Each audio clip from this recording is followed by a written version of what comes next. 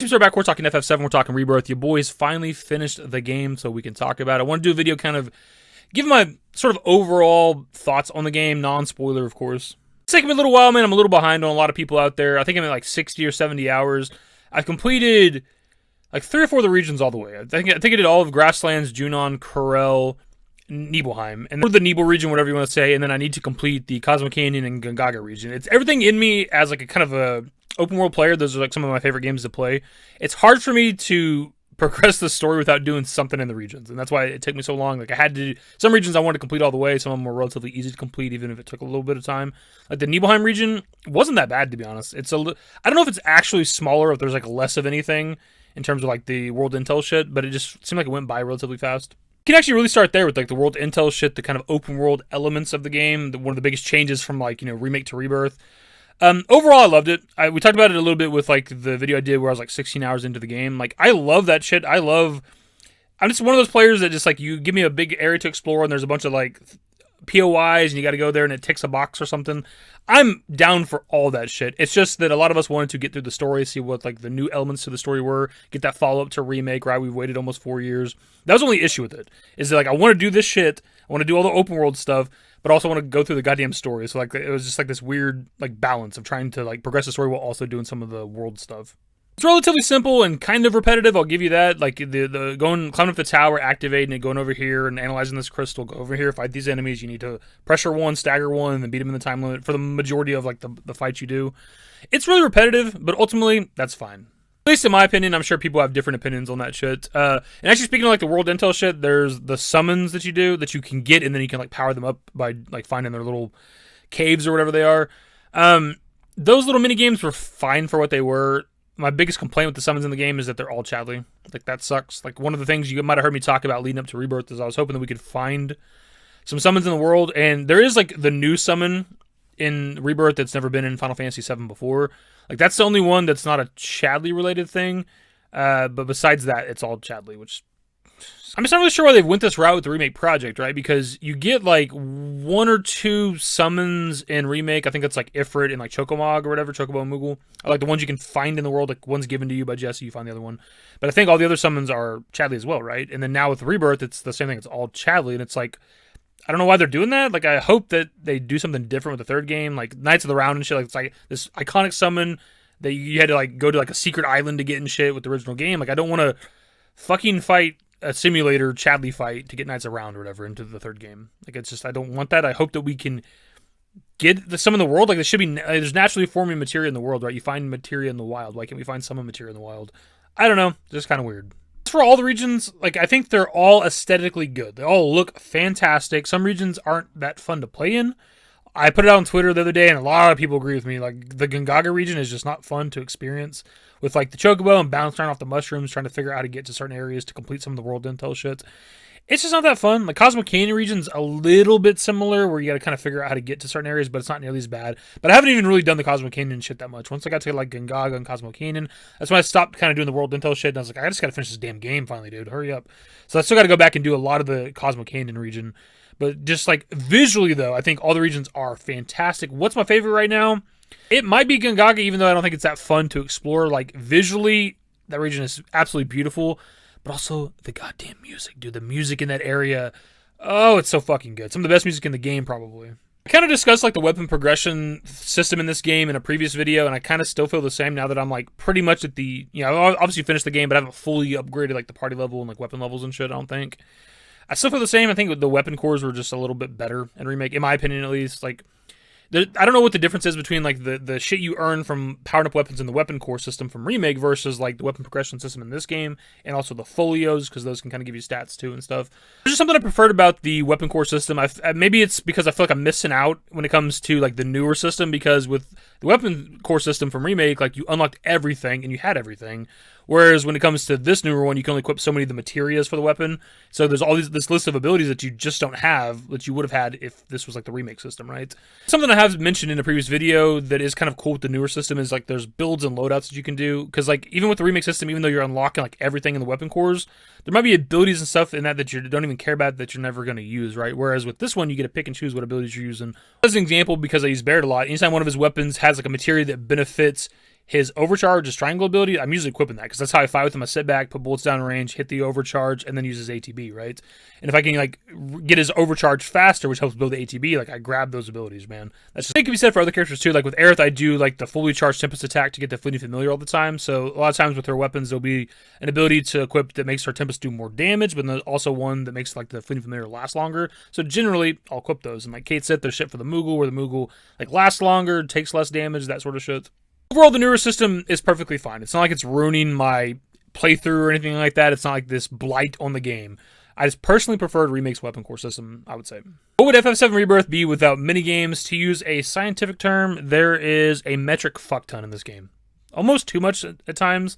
There's definitely been like a handful of times where I'm on like a side quest or doing whatever, and then a window pops up on the right trying to explain the new rules for this new minigame, and I'm just like, dude, come on, man. I don't want to do another minigame. Like, there's definitely a few times that happen. Overall, though, I think the minigames are fine for what they are. Like, some of them, like the piano one, I'm never going to play it. I'm never going to get the platinum on this game because I'm never going to take the time to get good at the piano minigame. I just do not care. I don't have the coordination to do 2 joysticks at once. If the piano minigame was 1 joystick, if it's just the right stick, I could probably do it.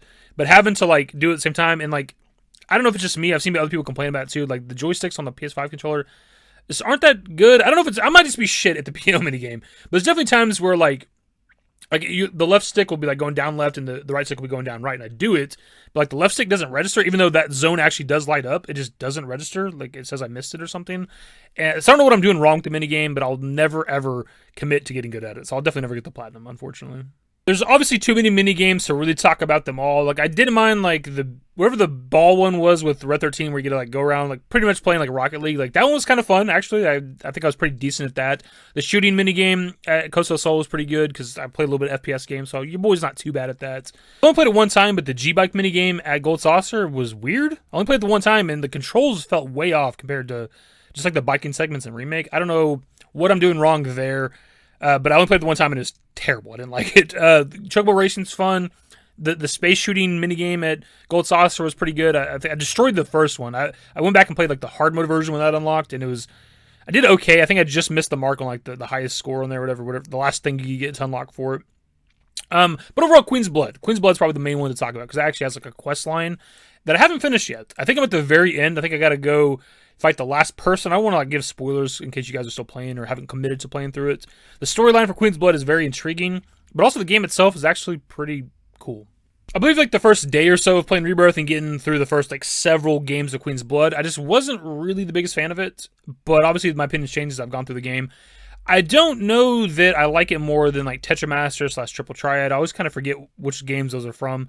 I think people like the 8 card game more than the 9 card game, but I'm a fan of both. And just card games in general as an RPGs, card games in general in RPGs is something I'm a big fan of because I was a 90s kid, right? I grew up playing Pokemon and Yu-Gi-Oh! And Magic the Gathering. Even to this day, I still kind of dabble with those a little bit, right?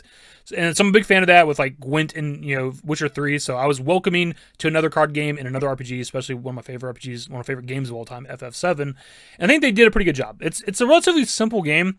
I've used almost the same deck the entire time. Like every now and then you'll get some new cards, and there might be a person that you just can't quite beat, so you got to switch around your deck a little bit. But for the most part, I'm still using like damn near default cards, right? I'm still using like the Wolves and the Leprechauns and the Shinner Soldiers. They go up, down, left, right. Titan, which is one of like your first good cards you get. I still have all that in the deck. It's not really a hard card game. So actually, I'll just throw my deck up right here. This is the deck I have right now. I'm like 2 games away from completing the Queen's Blood story, and this is pretty much the deck I've been using the entire time. The kind of basic principle here, I'm not going to give like a full tutorial, is if you can establish Deathclaw first in the middle, so he goes up and right, it makes up zone 2, you can put Titan there right away if you need to. Put a crab below the Deathclaw in the bottom left corner, that puts him up to 4 instantly. And like to the mid to late game of Queen's Blood, like a lot of players you play against are destroying their own cards, so those Deathclaws go up by 1 power every time an opponent's card is destroyed, and then you have the Arc Dragons that'll lower one of your opponent's cards by like 3 or 4 power, and if a card goes to 0, it gets destroyed. So you have your Arc Dragons to destroy cards to also power up your Deathclaws. It's just pretty easy to win lanes. It's not complicated. The deck's really not perfect. You could definitely change some stuff around. Like the Chocobo's not really that important. It kind of powers up off the crabs and shit like that, but it could be another Grandhorn because the cards you can lay over your own cards are really good. Grandhorn's a really fantastic card, so you could maybe do a second Grandhorn.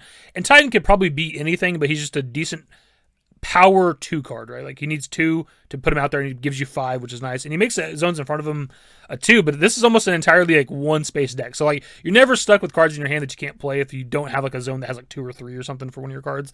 Like the majority of the time, you can play almost any card in this deck. I haven't finished the entire storyline. There's still the last 2 games to play, and I don't know if that deck will hold up against them. We'll find out when I get there eventually. But for the most part, this deck has got me through the majority of the entire Queen's Blood quest line. The only complaint I really have with Queen's Blood is that you go first every time. Like, I don't know why there's not like a flip of the coin sort of thing to make the opponent go first. Because like going first just kind of sucks because your opponent's always able to react to what you're doing, which I think is intentional. It's like the only way to really make this game complicated. If you can try to explain why I think like going second is so powerful, just as like a basic thing with the game. So like you go first, put a card here, you grab this zone.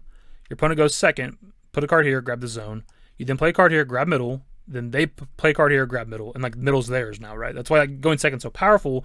But in kind of the later game, that's why when you get cards like Grandhorn that you can play over your cards are so good, because like then when it comes back to your turn, you can play Grandhorn over this card, and then you grab middle, and now middle is yours, barring them having like weird ass cards that can grab at angles or whatever, right? But for the most part, like going second, you just kind of have the advantage. So it just makes me wonder how different the card game would be if you could go second, if there was like a coin flip to decide which player goes first. I just think it's a weird choice to have a card game that forces the player to go first every single time. Like, I've never experienced that in any RPG ever, or any card game ever.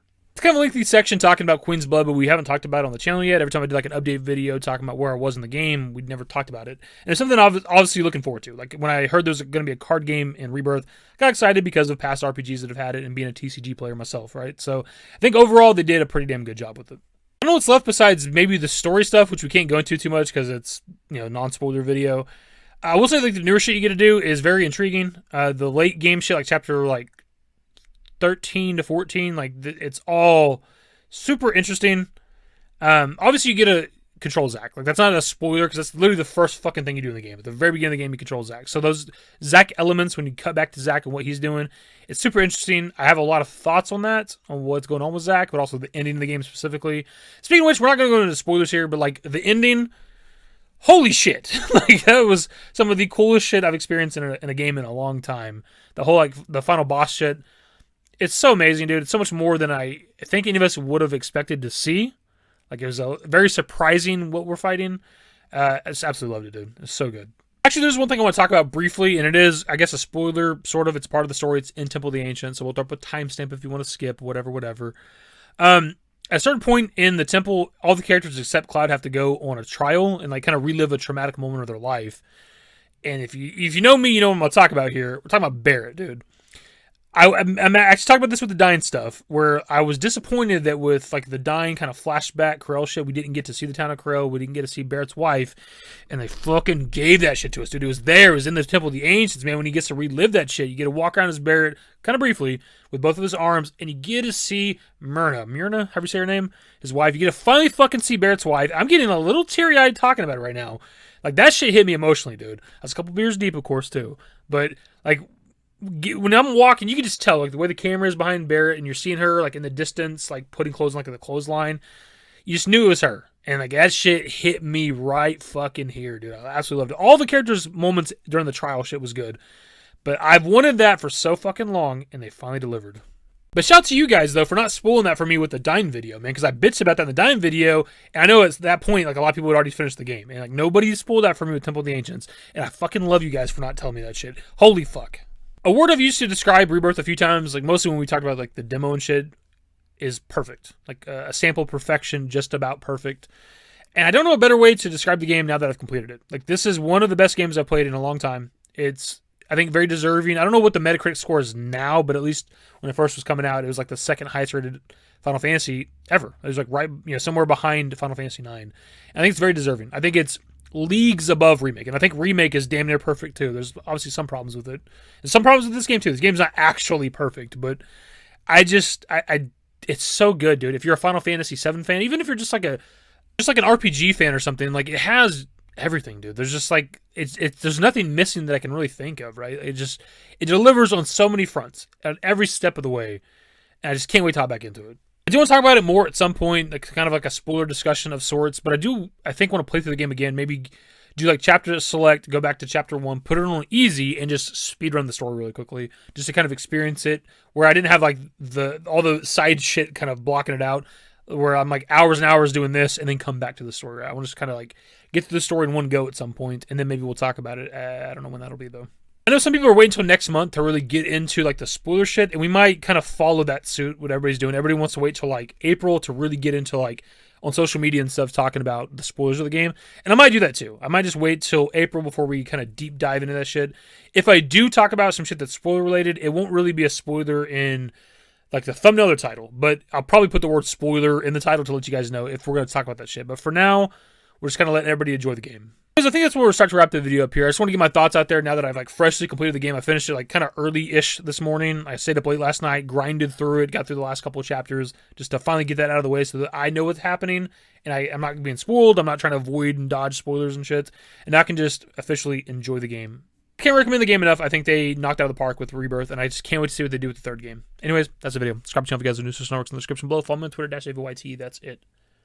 Bye.